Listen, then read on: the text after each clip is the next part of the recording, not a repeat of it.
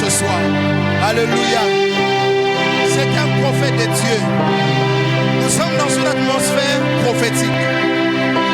Nous venons d'ouvrir le ciel par la louange et l'adoration.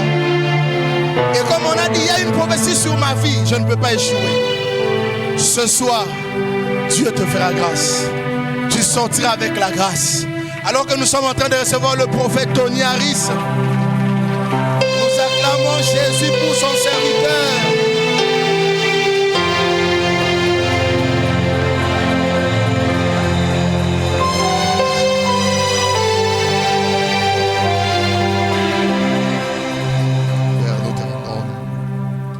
Père, nous te rendons honneur, nous te rendons gloire. Comme toi, il n'y en a point. Dans les cieux, sur la terre et sous la terre, personne n'est comme toi. C'est comme ça que nous t'élevons. Reçois toute la gloire. Reçois toute l'honneur. Nous sommes réunis en ces lieux, non pas pour voir un homme, non pas pour rencontrer une personne de cette terre, mais nous sommes tous venus pour te rencontrer, toi, le Dieu puissant et le Dieu vivant. Qu'il te plaise ce soir de faire retentir la voix prophétique. Qu'il te plaise ce soir de sonner ta trompette. Et qu'en toute chose, l'honneur te soit dû. Au nom de Jésus, Amen. Est-ce qu'on peut acclamer fortement le Seigneur? Est-ce qu'on peut acclamer fortement le Seigneur? Je ne t'entends pas. Est-ce qu'on peut acclamer fortement le Seigneur?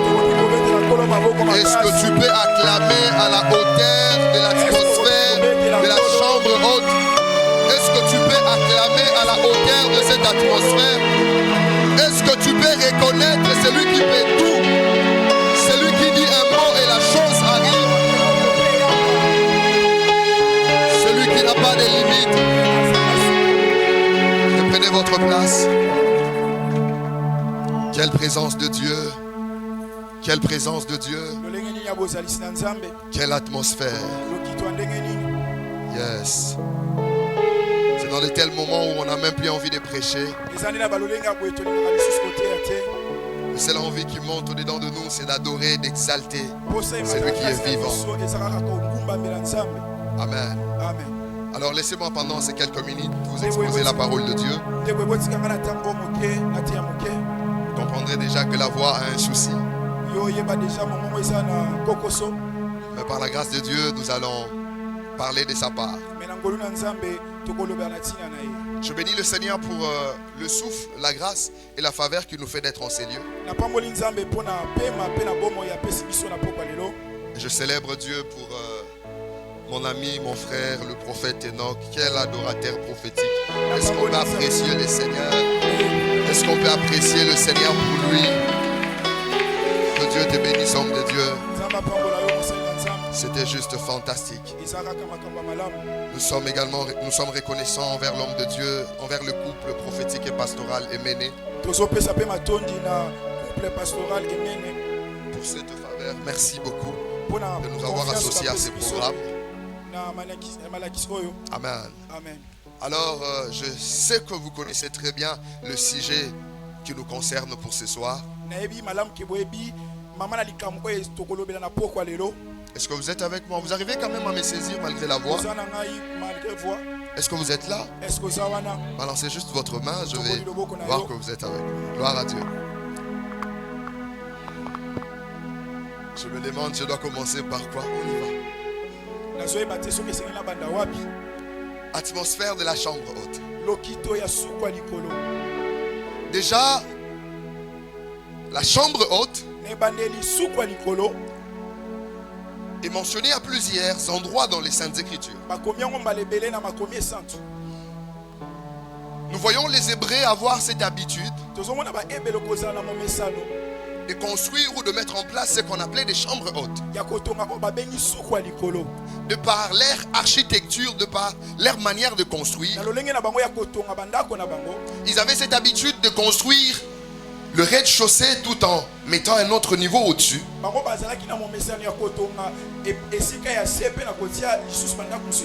Et au-dessus, c'était vide. On laissait cet espace. On laissait de l'espace au-dessus. Ça permettait aux gens de partager le repas. Ça permettait aux gens de faire des fêtes. Ça permettait aux gens d'accorder de l'hospitalité. Amen. Ça permettait même à certains de prier. Mais ce que je nous dis, c'est que la chambre haute était un lieu ordinaire. C'était un lieu comme on en a l'habitude d'être dans nos maisons, d'avoir des espaces dans lesquels nous nous mettons parfois pour nous divertir et pour prendre de l'air. C'est comme ça que même avant que Jésus puisse être crucifié,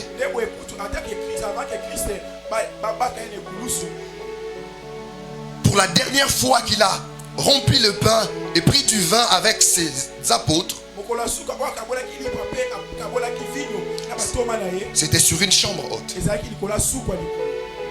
C'était un lieu ordinaire. Mais depuis quelque temps, dans notre théologie chrétienne, dans notre manière de considérer des symboles, nous avons commencé à donner des caractéristiques particulières à ce qu'on appelle chambre haute.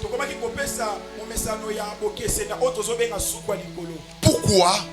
Simplement parce que nous avions vu de choses extraordinaires s'est passé dans un lieu qu'on appelle la chambre haute. Dans la littérature chrétienne, on parle de cénacle. Il y a eu quelque chose de si particulier. Parce qu'il y avait des hommes et des femmes qui attendaient ce que le Père avait promis. Et en attendant cela, ils se réunissaient dans un lieu ordinaire qu'on appelait chambre haute. Jusqu'à ce que le jour de la première Pentecôte après résurrection de Christ, l'Esprit fut répandu. Il est sur l'esprit. Il s'est mis à parler en d'autres langues. De choses extraordinaires ont commencé à se passer. Et c'est de là que nous avions commencé à donner des caractéristiques particulières à la chambre haute. C'est une bonne chose. Mais au préalable, c'était un lieu ordinaire. Amen. Ça veut dire quoi? Notre Dieu est capable d'accomplir l'extraordinaire dans ce qui est ordinaire et changer l'ordinaire en étant une référence de l'extraordinaire. Amen.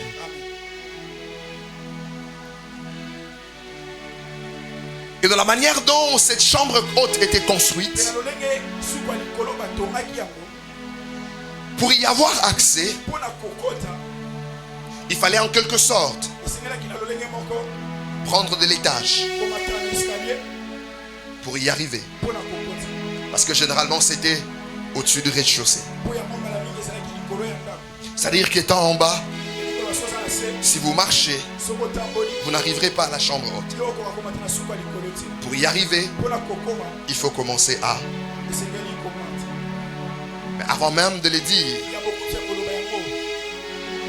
lorsque nous évoquons l'atmosphère de la chambre haute, nous faisons allusion à quoi? Nous faisions allusion parce que de par l'atmosphère, on essaye de voir les climats qui nous entourent, les climats qui sont en train de régner. Et l'atmosphère de la chambre haute, faisant référence à ce qui s'est passé le jour de la Pentecôte. C'est une l'atmosphère de la chambre haute. C'est une atmosphère du réveil. C'est l'atmosphère dans laquelle nous retrouvons des hommes et des femmes prendre vie. C'est aussi une atmosphère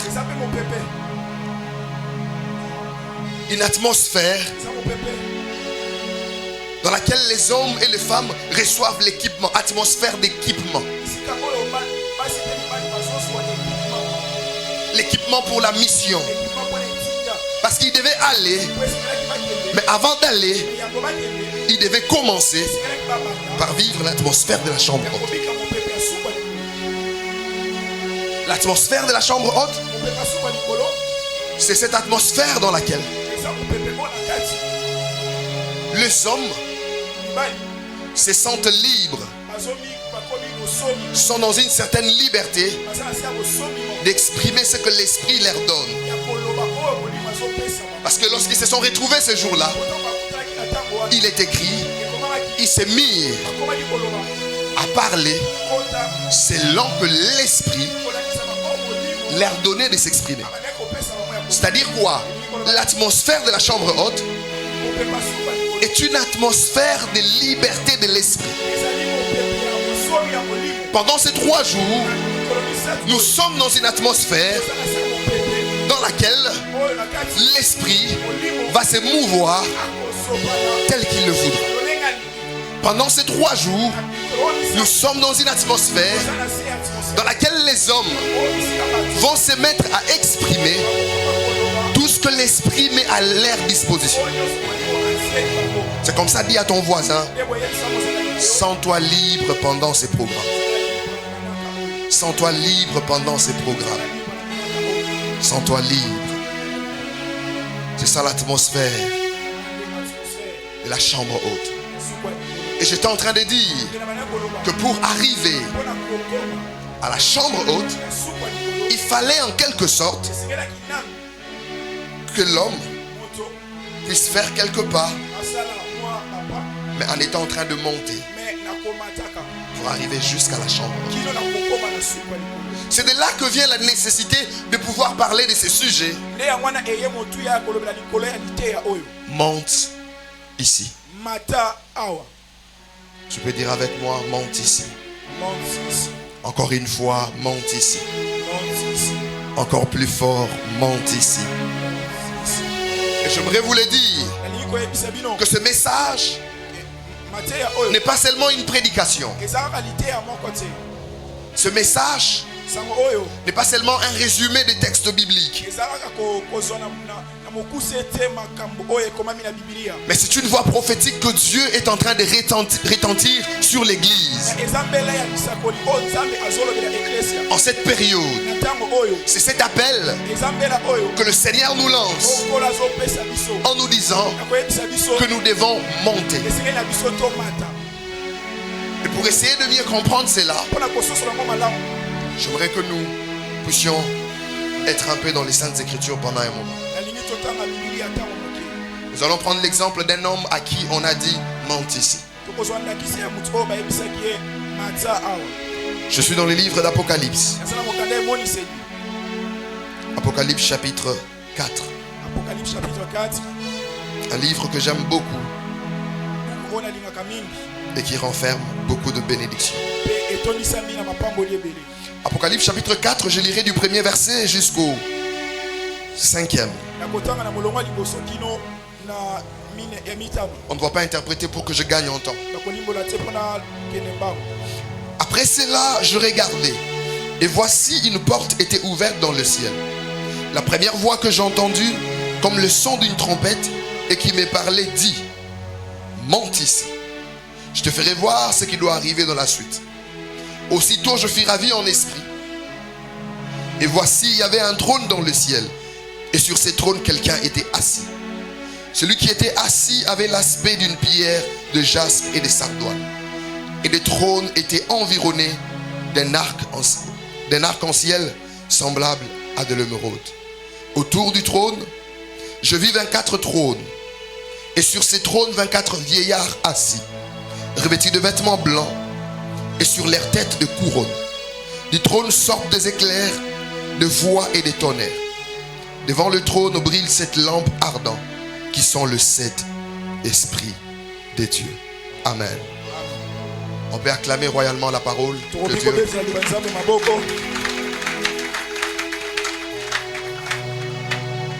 J'aime bien lorsque je parle d'un texte aborder d'abord son contexte. Nous sommes dans Apocalypse chapitre 1, chapitre 4.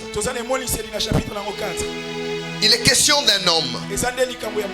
Un homme appelé à être apôtre. Un homme appelé à être prophète. Jean.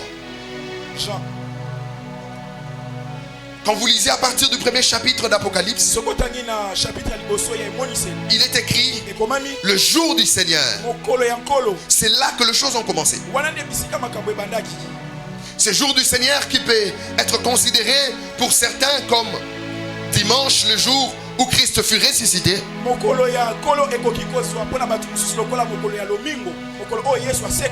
Que d'autres considèrent tout simplement comme le jour où le Seigneur va effectivement faire son retour. Mais je ne suis pas là-bas. Mais il est dit que c'était au jour du Seigneur que Jésus a voulu, par son ange, apporter un certain nombre de révélations à cet homme qu'on appelle Jean. Et il s'est fait que quand il commence dans cette révélation, il lui a commencé à lui parler des églises. Il a commencé à lui parler de ces églises qui étaient des églises existant à l'époque des gens,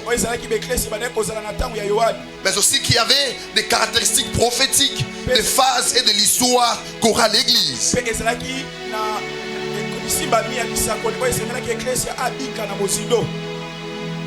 Lorsque le Seigneur a commencé à lui parler par l'ange qu'il avait envoyé, il lui a parlé de l'église d'Éphèse, Pergame, Thyatire et tous les autres. Il s'est fait que dans le premier chapitre, il évoque ça. Deuxième chapitre, il évoque le message. Troisième chapitre, il évoque le message concernant les églises.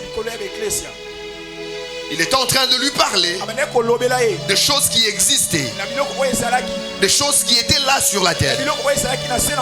Mais lorsqu'on arrive dans ce quatrième chapitre,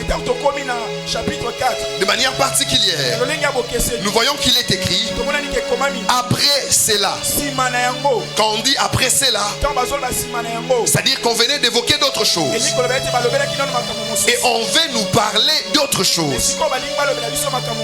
Il est écrit après cela, j'ai regardé. Et quand il regardait, la Bible déclare qu'une porte était ouverte dans le ciel. En ce moment-là, l'apôtre et prophète Jean devait voir non pas des choses qui étaient déjà là, mais des choses qui devaient arriver dans la suite des temps. C'est comme ça que vous voyez, il commence à décrire le trône. Il n'a pas fait la description de trône avec tant de précision. Dans le chapitre 4, ou autrement, il a parlé avec plus de précision sur le trône dans le chapitre 4 que dans le chapitre 1. Parce que dans le chapitre 1, il parle de Christ, comment il était glorieux. Mais dans le chapitre 4, il ne décrit pas seulement le roi qui est assis. Il décrit également ceux qui sont autour du roi. Il a parlé de 24 vieillards. Il a parlé de 4 êtres vivants. À vrai dire, de manière théologique, nous croyons que ce sont de réalités, non pas actuelles, mais des réalités à venir. Il devait commencer à voir, non plus par la terre, mais il devait entrevoir les choses de par les ciels. C'est ce qui a commencé à se faire dans le chapitre 4. C'est là que le Seigneur a commencé à lui ouvrir d'autres choses. Quand vous dépassez Apocalypse chapitre 4, il parle maintenant de ces livres qui étaient scellés de 7 sceaux. Et il commence à parler des sceaux dans les chapitres qui suivent. Il parle des trompettes. Il parle de coupe de la colère de Dieu. Et il arrive à parler même sur ces choses qui se feront lors du retour glorieux de Christ. Il a commencé de voir ce qui devait arriver par la suite. Non pas ce qu'il voyait avant. Mais il y a quelque chose de si particulier que j'aime dans ces textes. Avant même de toucher monte ici, il y a quelque chose que j'ai beaucoup aimé. Il est écrit, voici une porte était ouverte dans le ciel. Cela nous enseigne certaines choses. Ça nous enseigne quoi? Ça nous fait comprendre quoi? Qu'au-delà de tout ce que nous connaissons du monde spirituel, le monde spirituel est aussi régi par des portes. Le monde spirituel est régi par des portes. Pourquoi j'ai dit ça? Avant qu'on ne puisse dire monte ici, au préalable, on a dit qu'une porte était ouverte dans le ciel.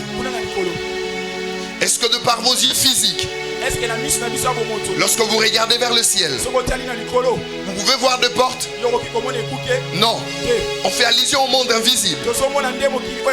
On fait allusion au monde spirituel qui est régi par des portes.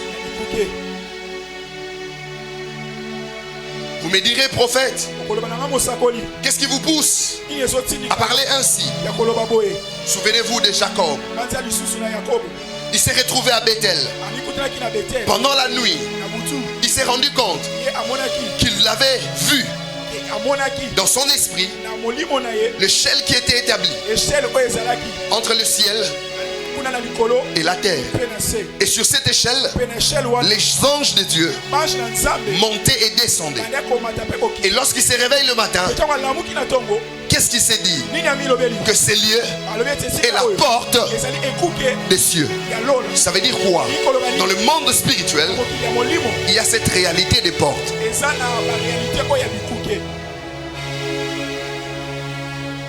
Pour aller plus loin, lorsque vous lisez Malachie, n'est-il pas écrit que nous devons apporter nos dîmes, nos offrandes dans la maison du trésor? Et on nous dit de pouvoir amener cela et voir si notre Dieu n'ouvrira pas les écluses des cieux. Le monde spirituel est régi par des portes.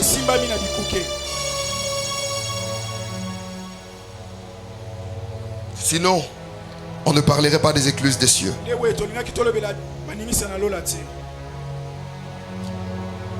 Christ, ayant demandé aux disciples, que dites-vous que je suis? Et Pierre qui a répondu, vous connaissez sa réponse. Et lorsque Christ a entendu la réponse, vous savez ce qu'il a dit? Il a dit, ce n'est ni la chair et le sang qui t'ont révélé cela, mais c'est mon Père qui est dans les cieux. Mais il a dit à Pierre, tu es Pierre, et c'est sur cette pierre que je bâtirai mon église. Il ajoute quelque chose. Et les portes des séjours de mort ne prévendront point contre elle. Pourquoi? Parce que dans le monde spirituel, il y a cette réalité des portes. Et lorsque vous lisez Job, quelque part, il parle de porte ou de la porte liée à la mort. Vous voyez certains mourir, mais sans le savoir. Il y a juste une porte qui a été ouverte dans le monde spirituel. Job 38, 17. Job 38, 17. Lorsque vous êtes dans Apocalypse, dans le chapitre 15, pendant que l'apôtre prophète continue à avoir des révélations, il est écrit, après cela, j'ai regardé et les temples du tabernacle du témoignage fut ouvert. Où? Dans les ciels. Le monde spirituel est régi de portes. C'est comme ça que lorsque vous regardez l'histoire ancienne, que ça soit dans la Bible, que ça soit l'histoire pour le profane, certaines villes, ou la plupart des villes, avaient des portes. Vous trouverez une porte d'entrée de la ville. Et plusieurs passages bibliques les démontrent. Lorsqu'il fallait peut-être tuer quelqu'un, lapider quelqu'un pour les mauvaises choses qu'il avait fait, on devait le faire à la porte de la ville. Ce n'était pas en vain, c'est juste tout parce que il y a cette réalité également dans le monde invisible. Et j'aimerais nous dire que celui qui contrôle la porte d'une ville contrôle la ville. Que tu dois te poser la question, la porte de ta maison est tenue par qui? Car c'est lui qui tient la porte de ta maison contrôle ta maison. Lorsqu'on devait bénir Rebecca par ses frères pour qu'il aille en mariage avec le fils d'Abraham, vous savez quoi? En le bénissant, on lui dit que ta postérité puisse posséder la porte de ses ennemis. Ça veut dire quoi? Ça veut dire qu'on est en train de lui dire que ta postérité puisse avoir de l'influence et de la supériorité sur ses ennemis. Celui qui contrôle ta porte contrôle ta maison. Celui qui contrôle la porte d'un pays contrôle le pays. C'est comme ça qu'il y a des réalités bizarres dans des frontières. Ce ne sont pas que des lieux d'échange de biens et services. Ce n'est pas seulement des lieux de commerce physique, mais aussi des lieux de trafic spirituel. Amen. Mais j'ai quelque chose à te dire. Jésus est la porte de la spiritualité chrétienne. Jésus est la porte qui nous donne l'accès à la spiritualité chrétienne. Parce qu'il existe plusieurs spiritualités. Et dans toutes ces spiritualités, il y en a une qui est originale, qui est divine, qui est meilleure, qui répond à la logique de Dieu dans ces temps. C'est la spiritualité chrétienne. Et cette spiritualité chrétienne a une porte. Et la porte, c'est Jésus. Ce n'est pas moi qui l'ai dit. Lorsque vous lisez Jean, lui-même il dit: je suis la porte de brebis. Il dit: celui qui va entrer par lui, il sortira et trouvera du pâturage. Il dit qu'il est la porte. Celui qui entre par lui reçoit le salut. Il dit: je suis la porte. Si quelqu'un entre par moi, il sera sauvé, il entrera et il sortira et trouvera du pâturage. Toujours dans Jean, il dit: je suis le chemin, la vérité et la vie. Et un Jean nous fait voir que nous savons que le Fils de Dieu est venu et qui nous a donné l'intelligence. Quelle intelligence? l'intelligence d'être dans le véritable. Et il dit nous sommes dans le véritable. Quel est le véritable? C'est son fils, Jésus, qui est le Dieu véritable.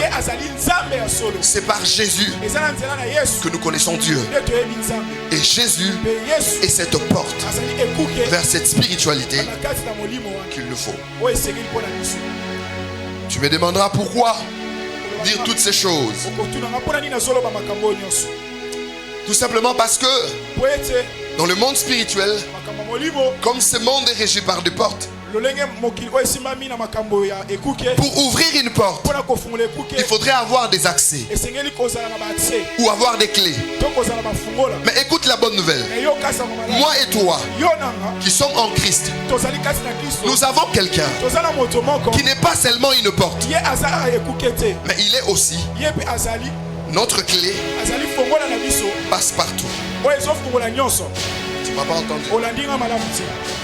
Il est notre clé passe partout. Et il détient d'autres clés. Parce qu'il est écrit dans Apocalypse qu'il détient les clés de la mort et les clés des séjours de mort. Et la Bible démontre même que lorsque lui il ouvre une porte, personne ne peut fermer. Et lorsqu'il ferme, personne ne peut ouvrir. Je suis venu te dire que tu as quelqu'un qui a des clés, qui a une clé, passe partout. Tu n'as pas besoin d'une autre spiritualité, mais tu as besoin de la spiritualité chrétienne que nous vivons par le Saint-Esprit. Cette spiritualité chrétienne qui peut être traduite par l'atmosphère de la chambre haute. Pourquoi? Parce que lorsque l'apôtre prophète Jean était en train de voir, avant qu'on puisse dire monte ici, il y avait une porte qui était ouverte. Si la porte n'était pas ouverte, on ne pouvait pas lui dire de monter. Ça veut dire quoi? Tel que je suis venu te dire, monte ici. En d'autres termes, je suis en train de t'annoncer qu'il y a de portes. Il y a de portes qui ne s'ouvriront pas. Mais il y a de portes qui sont ouvertes. Tu m'as pas entendu? Il y a de portes, non pas qui vont s'ouvrir, mais de portes qui sont ouvertes. Parce que entre monte ici et l'ouverture de la porte, c'est l'ouverture qui précède monte ici. Si le Seigneur dit monte ici, c'est parce que les portes sont déjà ouvertes. J'annonce à quelqu'un que les portes dans le monde spirituel sont ouvertes. J'annonce à un homme, j'annonce à une femme, je ne sais pas à qui je parle, mais les portes spirituelles sont ouvertes. Ce que tu cherchais dans le physique, tu peux l'obtenir dans le spirituel et le ramener dans le physique. Parce qu'il est écrit, je vous ai donné la clé, afin que ce que vous allez ouvrir dans le ciel, que ça soit pareil sur la terre.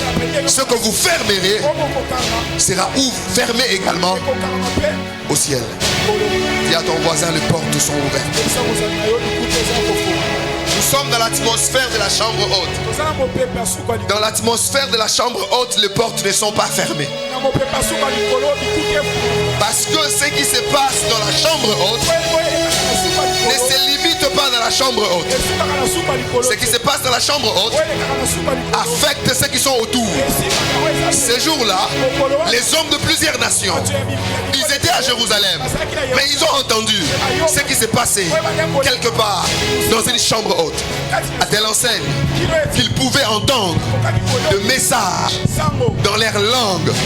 Je suis en train de te dire, le temps est arrivé. Le temps est arrivé où ceux qui sont autour de toi, ceux qui sont autour de nous, ceux qui nous environnent vont être impactés, influencés, affectés par l'atmosphère que nous recevons dans la présence de Dieu. Je suis en train de te l'annoncer. C'est fini les temps où les choses que tu vis avec Dieu reste seulement entre toi et Dieu. Non, ce temps-là est terminé. Ce temps-là est fini. Maintenant, nous sommes dans cette atmosphère et ça ne se limite pas qu'à nous. Ça affecte les autres. J'aime le Seigneur. J'aime Dieu. Il a dit à Moïse qui se plaignait que cette charge est trop lourde. Dieu lui a dit, ramène-moi 70 anciens d'Israël. Je prendrai de l'esprit qui est en toi. Je le répandrai sur eux. Ils porterez la charge ensemble. Vous savez quoi? Il devait être à 70 dans la tente. Mais ce jour-là, ils étaient à 68. Deux n'étaient pas là. Eldad et Médad étaient restés dans les camps. Mais ce que j'aime, lorsque l'esprit était descendu, il n'y avait pas que le 68. Mais les autres, Eldad et Médad, étaient affectés. Je suis venu te dire, dans les programmes et l'agenda de Dieu, ce qu'il a prévu de faire avec toi, ça ne se limitera pas qu'ici. Ça ne se limitera pas seulement à ceux qui te connaissent. Je suis venu te dire, ça va toucher les autres. Ça va toucher ton environnement. Je suis venu dire à la mission évangélique Trône de Gloire, ce que vous êtes en train de faire, le temps est venu, le temps est arrivé. Oh, où votre entourage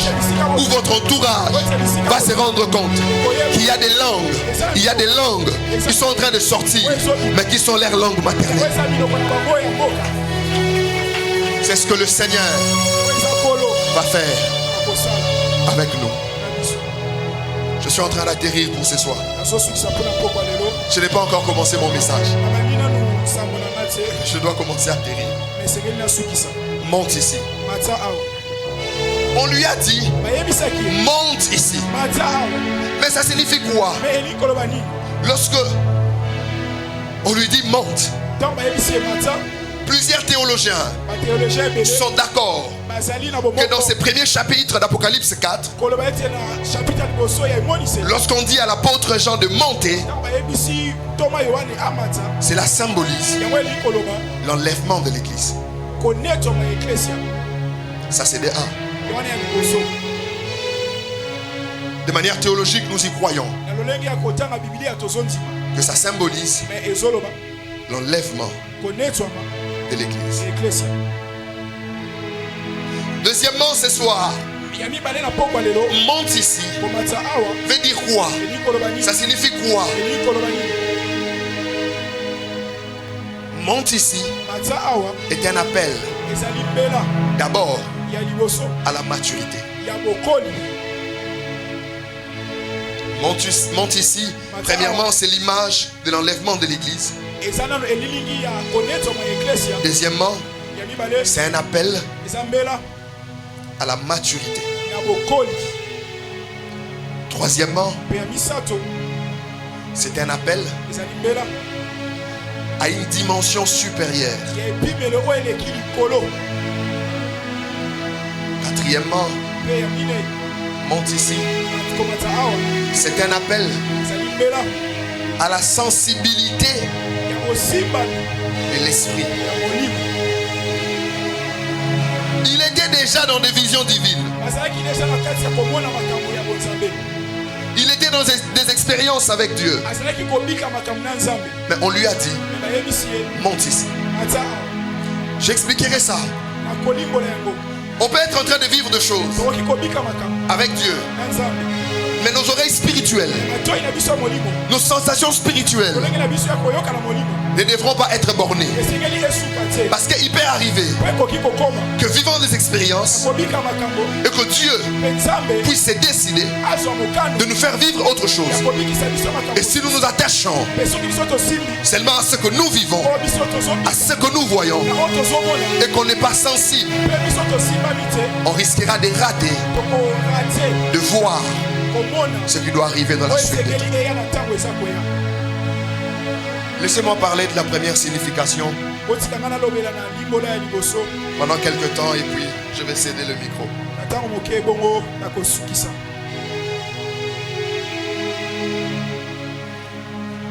Monte ici.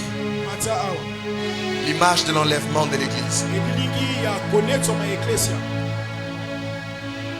Ce que j'aime, oyo nalingaka la Bible déclare ezotatola que la voix mongongo qu'il a entendue, oyo ayokaki qui disait monte ici, ebandi koyebisa ye manza awa était comme le son d'une trompette. ezalaki lokola mongongo ya kelelo. Or, nzoka lorsqu'on parle de l'enlèvement de l'église, ntango bazoloba likolo ya konetoma eklesia la Bible décrit cela. bible ezotalisa yango. La Bible est claire bible eza polele en disant na koloba qu'il y aura ekozala une trompette kelelo qui sonnera. oyo ekolela. Ça sera au son de la trompette ekozala na makelele ya kelelo que nous monterons. nde biso tokomata. Et c'est pareil mpe eza boye avec ces textes. na litangi oyo. Je sais que vous avez déjà entendu parler de l'enlèvement. nayebi ete bino boyoka deja makambo oyo bazoba likolo ya konetwa. Je le sais. nayebi Mais laissez-moi juste vous rappeler. botikanga nazomisela bino yango. On a vu cette image de l'enlèvement dans plusieurs passages bibliques. tomonaki elilingi oyo ya konetwama na matangi ebele. On l'a vu avec Enoch. tomonaki yango na enoki. La Bible déclare bile ezotatola qu'Enoch marcha avec Dieu enoki atambolaki na nzambe dans les livres de Genèse. na livre ya jeunesse. Et on ne le vit plus. mpe bamoniaki ye lisusu te. Pourquoi? mpo na nini? Parce que Dieu l'avait pris. mpo nzambe azwaki ye. Image de l'enlèvement. elilingi ya konetwa. Et Hébreux 11 précise mpe ebelo na mokanda nango na chapitre nango 11 qu'Enoch elobi ke enoki marchait avec Dieu. abandaki kotambola na nzambe. C'est comme ça qu'avant d'être enlevé, nde boye yango anetwama il avait reçu le témoignage qu'il était azwaki litatoli ke agréable asepelisaki à Dieu. nzambe. Ça veut dire quoi? elingi koloba nini? Cette histoire d'enlèvement makambo oyo ya konetwama concerne ezosimba ceux-là qui marchent avec Dieu. baoyo bazotambola na nzambe. Ça concerne ezosimba ceux-là qui ont la foi. baoyo bazala kondima.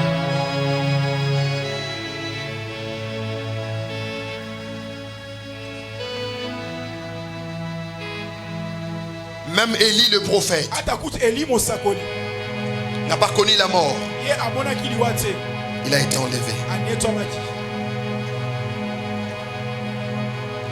Mais kasi qu'est-ce que cette histoire d'enlèvement? nini lisolo oyo ya konetwa? Cette histoire de monte ici, je dis que ça a plusieurs lisolo oyo significations. ya konetwa nalobi eza na kolimbola ebele. Aujourd'hui, je parle seulement de la première signification qui est l'image de l'enlèvement de l'église. pokwa lelo nazolobela kaka elilingi ya liboso ezali konetwama ya eklesia.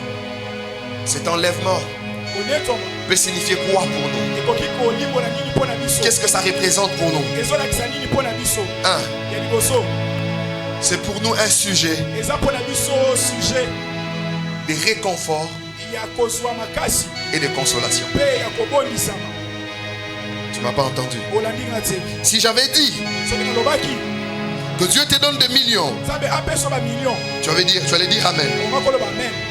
Là, je parle d'enlèvement. nazoloba likolo ya konetwama Tu m'as pas dit Amen. yo olobi amen te. Est-ce que tu peux me dire Amen et tu acclames le Seigneur?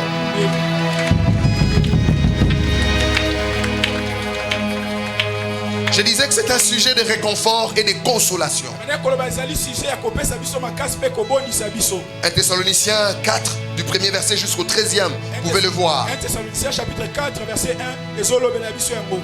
Du 13e verset jusqu'au 17e. Na 13e verset kino na 17e. Lorsque l'apôtre parle de cette réalité, ntango toma azoloba likolo ya makambo oyo de comment le Seigneur viendra nous prendre dans les airs. lolenge likolo akoya kozwa biso na likolo. À la fin, dans le verset 17, kuna na suka na verset 17 il dit: exhortez-vous alobi bolendisama et consolez-vous mpe bobondisama par cela. na nzela na yango. Bien-aimé, olingami il y a des moments où eza na matambo tu as oyo l'impression que sur la terre tout ne marche pas. ozomona na se na moi nyonso ezosimba te. Tu attends une consolation. ozozela kobondisama. Je te dis, nazoyebisa yo tu as un sujet de consolation. oza na sujet moko ya kobondisama. L'apôtre dit ceci: toma alobi boye les souffrances du temps présent kokoso ya ntango ya lelo ne sauront être comparables ekoki kokokanisa te à la gloire à venir. na nkembo oyo ezoya. Parce qu'un jour, mpo mokolo moko tu iras là-bas okokende kuna likolo et tu seras comme lui. okozala lokola ye Il essuiera tes larmes. akolongola mai ya miso na yo. Ça veut dire qu'aujourd'hui, elingi koloba lelo c'est un sujet de consolation pour toi. ezali sujet ya kobondisama mpo na Un sujet de réconfort. sujet ya kozwa makasi. Quand tu entends parler de la mort, ntango ozoyoka liwa ça fait mal. ezosala pasi Mais toi, na yo tu peux être réconforté. semeli na yo kozwa en te disant qu'après la mort, c'est pas fini. Il y aura une résurrection et nous monterons dans les airs. Cela doit te consoler. Mais deuxièmement, ça représente quoi pour toi? C'est pour nous un sujet de délivrance. Il est écrit: n'attristez pas le Saint-Esprit de Dieu, par lesquels vous avez été scellés pour le jour de la rédemption. Nous sommes sauvés. Nous avons reçu la rédemption. Mais il y a une autre rédemption qui nous attend. Nous sommes sauvés, mais nous sommes sur la terre. Nous sommes sauvés, mais nous portons encore ces corps de péché. Nous continuons encore de lutter avec le péché.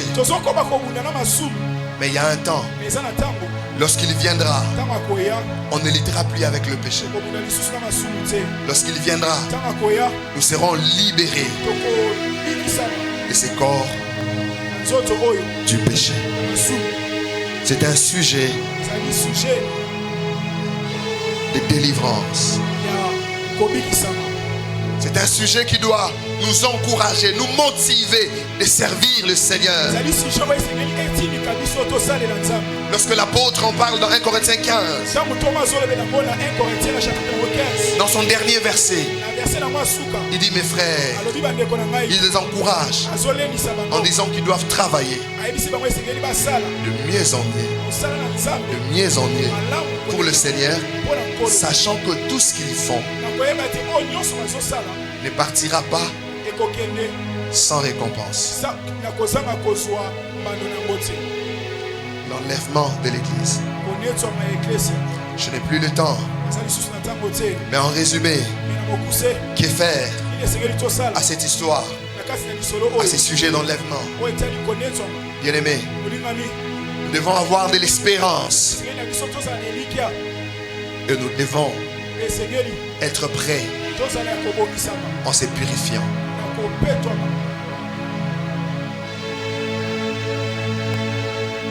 Nous devons avoir de l'espérance.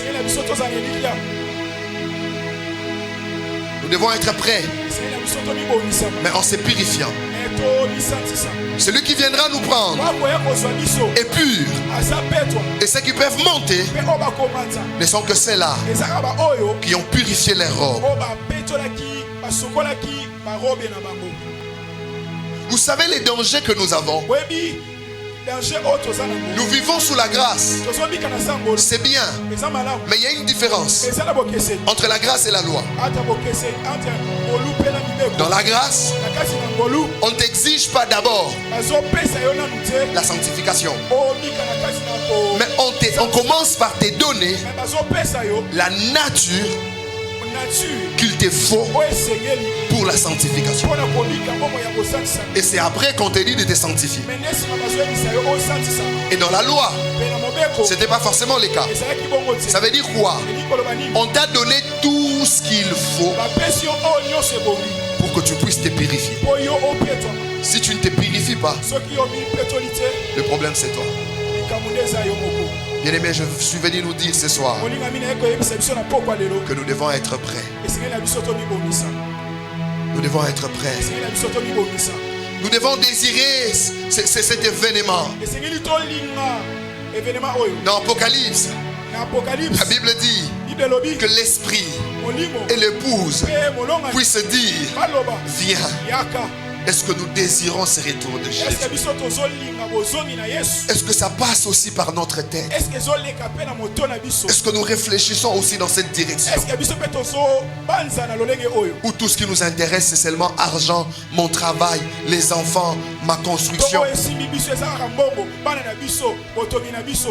Mais je suis venu te dire que d'ici là, il y a une voix qui va dire: monte ici. Et en ces moments-là, ceux qui pourront monter ne sont que ceux-là qui ont reçu le Saint-Esprit. Parce qu'il est écrit: si l'Esprit Si l'Esprit soki molimo qui a ressuscité Jésus-Christ d'entre les morts asekusaki Yesu kati na bakufi habite en vous, azovanda kati ressuscitera aussi akosekwisa vos pe corps mortels. banzoto na bino oyo ezokende na kokufa Bien-aimé, olingami c'est pour bientôt. eza mpona kala Ce n'est plus pour très loin. eza mpona mosika Tu te planifies que ton mariage, c'est bien. ozobongisaka libala no eza Tu bien ne planifies que ton achat parcelle, c'est bien. ozobongisaka kosomba lopango eza bien Achat véhicule, c'est bien. kosomba mutuka eza bien Mais pour bientôt, me mpona sikala te le Fils de l'homme mwana na moto est à la porte. aza na ekuke Et il y a une trompette mpe eza na kelelo qui va sonner. mpe ekobeta Il y a une trompette eza na kelelo qui va sonner. mpe ekobeta Et ceux qui seront sensibles mpe baoyo bakoyoka entendront, bakoyoka monte ici. mata awa Et lorsqu'ils entendront, monte ici, ntango bao bakoyoka mata il n'y aura pas de décalage. ekozala ntango ekokaka Parce qu'en un clin d'œil, kaka na moto quand ils auront entendu, monte ici, automatiquement, ils monteront. C'est ce que je t'ai venu te dire. mwana na ye koyebisa yo Monte, mata monte ici, mata awa monte ici, mata awa monte ici. mata awa Je ne sais pas que ce que tu ressens dans ton cœur. nayebi te nini ozoyoka na kati na motema na yo Mais si tu les payes, me soki okoki yango incline seulement ta tête.